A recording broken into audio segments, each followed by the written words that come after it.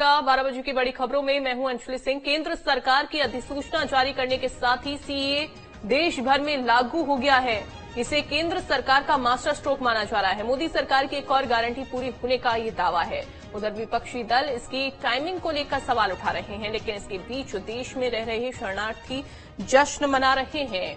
हालांकि प्रशासन मुस्तैद है, देश भर में सुरक्षा बढ़ा दी गई है। देश भर में सुरक्षा कड़ी कर दी गई है। आपको बता दें, कई शहरों में पुलिस ने फ्लैग मार्च भी किया है। हालांकि जश्न जरूर देखने को मिल रहा है, लेकिन इसका विरोध भी हो रहा है। केंद्र सरकार ने इसको लेकर अधिसूचना जारी की, तो ये बड़ी जानकारी आपको दे रहे हैं, ये बड़ी खबर। और कई शहरों में पुलिस ने फ्लैग मार्च किया है ताकि शांति बनी रहे, शांति व्यवस्था बनी रहे। देश भर में सीएए लागू हो चुका है। केंद्र सरकार ने इसको लेकर अधिसूचना भी जारी की। फिलहाल तो इसको लेकर अब सवाल उठने लगे हैं। विपक्ष जहां टाइमिंग पर सवाल उठा रहा है,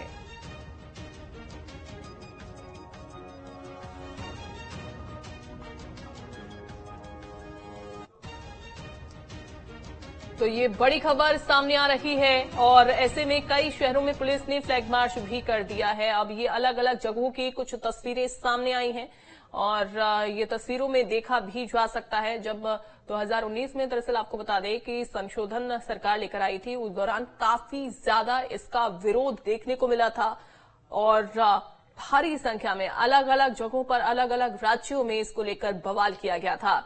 अब ऐसी कुछ तस्वीरें जरूर सामने आ रही हैं। आपको बता दें कि फ्लैग मार्च फिलहाल पुलिस की ओर से किया जा रहा है ताकि शांति व्यवस्था बनी रहे, किसी भी तरीके की परेशानी ना हो सके, जनता को परेशानी ना हो सके।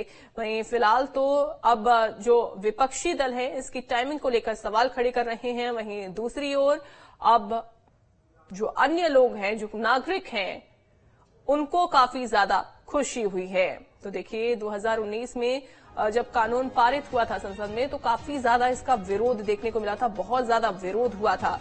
और गुवाहाटी में भी ऑल असम स्टूडेंट्स यूनियन के बैनर तले लोग सड़कों पर भी उतर आए थे। सीएए में खास क्या है, हिंदू, सिख, ईसाई, जैन, बौद्ध और पारसी आवेदन कर पाएंगे। इसको लेकर भी डिटेल दी जाएगी, कैसे आवेदन हो सकता है। पिछले 1 साल से भारत में रहना जरूरी होगा। छठी अनुसूची में शामिल कुछ इलाकों में फिलहाल इस लागू नहीं किया गया है। दूसरे देशों से आए मुस्लिमों को नागरिकता नहीं मिलेगी, मुस्लिमों को इसमें शामिल नहीं किया गया है।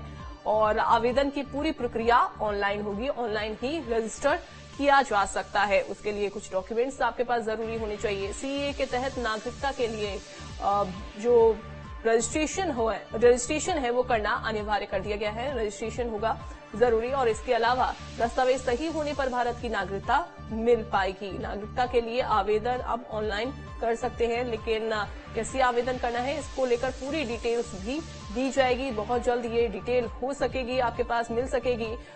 ऑनलाइन जाकर रजिस्ट्रेशन किया जा सकता है। रजिस्ट्रेशन के बाद सरकारी जांच भी की जाएगी। दस्तावेज सही पाए जाने पर ही भारत की नागरिकता मिलेगी।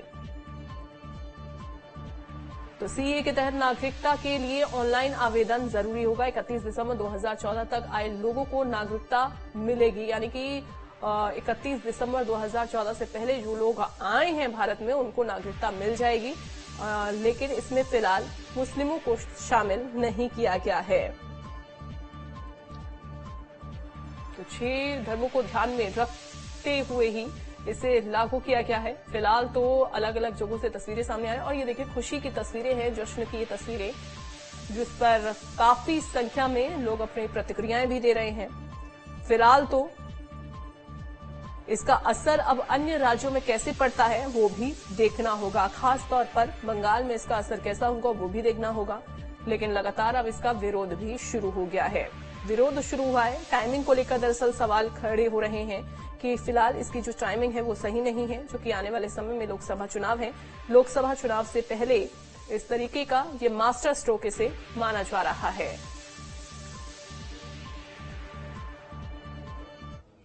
देश में सीएए लागू होने पर सीएम मोहन यादव ने एक्स हैंडल पर अपनी प्रतिक्रिया दी है। उन्होंने इसे ऐतिहासिक निर्णय बताया है।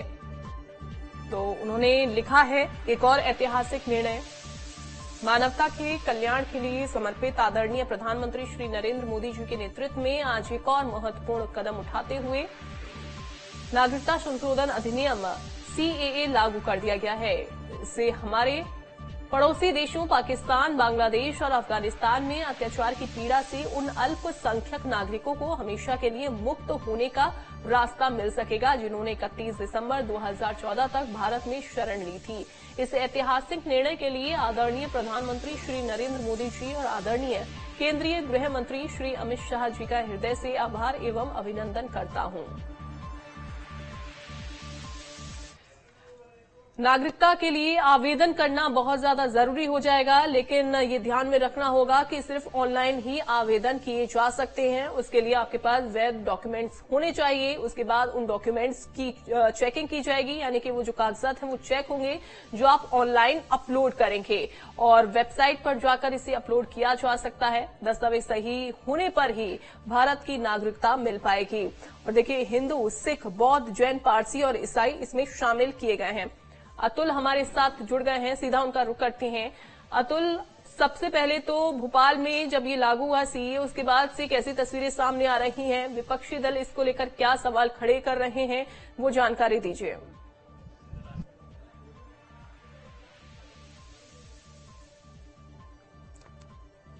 लगता है आवाज जो है वो नहीं पहुंच पा रही है। तो जैसे कि जिक्र कर रहे थे, हिंदू, सिख, बौद्ध, जैन, पारसी और ईसाई जो अफगानिस्तान, बांग्लादेश और पाकिस्तान से 31 दिसंबर 2014 से पहले भारत माइग्रेट हुए हैं, यानी कि जो भारत में आए हैं उसे अवैध माइग्रेट्स अब नहीं माना जाएगा, उनको नागरिकता दी जाएगी। अतुल हमारे साथ जुड़ गए हैं। अतुल, फिलहाल तो कैसी तस्वीरें जो हैं वो देखने को मिल रही हैं, लोग इसको लेकर किस तरीके की अपनी प्रतिक्रियाएं दे रहे हैं और साथ ही विपक्षी दलों की ओर से क्या कहना है, कांग्रेस पार्टी क्या कह रही है?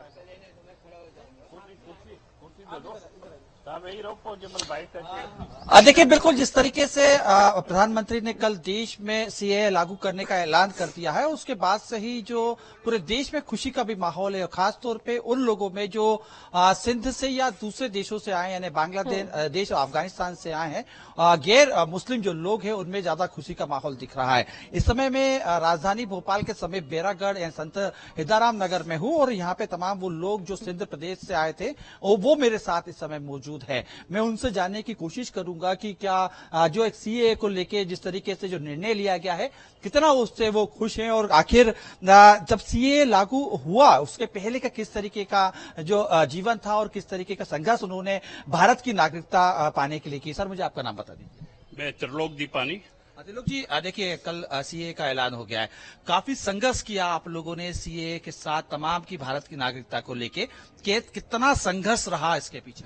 सबसे पहले तो मैं पृष्ठभूमि आपको इसको बता दूं, जब अखंड भारत का देश का बंटवारा हुआ था उस समय कांग्रेस के राष्ट्रीय अध्यक्ष जेपी कृपलानी जी थे, जिनके द्वारा यह तय किया गया कि जब इसका बंटवारा हो तो जो अब वर्तमान में पाकिस्तान बना है, हमारा सिंध प्रदेश था, कि वहां के हिंदू सिंधी या पंजाबी हिंदू इस भारत देश के अंदर आ जाएं और यहाँ के मुस्लिम जो है वहां पर चले जाएं।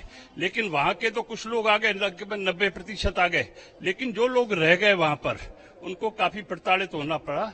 इसके लिए जब संविधान बना तो भारत देश के संविधान की धारा 150 के अंतर्गत ये हमको सुविधाएं दी गई कि जो लोग सिंध प्रदेश से विस्थापित होकर हिंदुस्तान आएंगे उनके लिए सभी सुविधाएं, जो मूलभूत सुविधाएं, रोड, सड़क, बिजली, पानी, और जो हम अपनी संपत्ति सिंध प्रांत में छोड़ के आए उसके एवज में यहाँ पर उनको भूमि, पट्टे या इस तरह की व्यवस्थाएं करके देना थी। लेकिन उसके बाद बार बार हमारे कहने के बाद भी कि भाई हम जब विस्थापित होकर आ गए हैं, जो बंटवारे के समय आए उनको तो नागरिकता मिल गई, लेकिन उसके बाद में जो कोई 10 साल, 5 साल, 15 साल के बाद आया तो उनको यहाँ भारत की नागरिकता नहीं मिल रही थी। उसमें हमारी एक संस्था है, अखिल भारतीय सिंधी समाज रजिस्टर्ड संस्था है दिल्ली में। हमने प्रयास किए, कई गृह मंत्रालय को, प्रधानमंत्री को और दूसरे मंत्रालय को पत्राचार किया कि हमारे जो वर्तमान में जो पाकिस्तान बन चुका है वहां से यहाँ पर आकर रह रहे हैं उनके लिए नागरिकता दी जाए, क्योंकि 20-20, 25-25 साल हो गए। इसके लिए हमने काफी प्रयास किया। तो उसके बाद जब मनमोहन सिंह सरकार बनी थी तो वहां पर गृह सचिव ने एक आदेश पारित किया। और देखिए अलग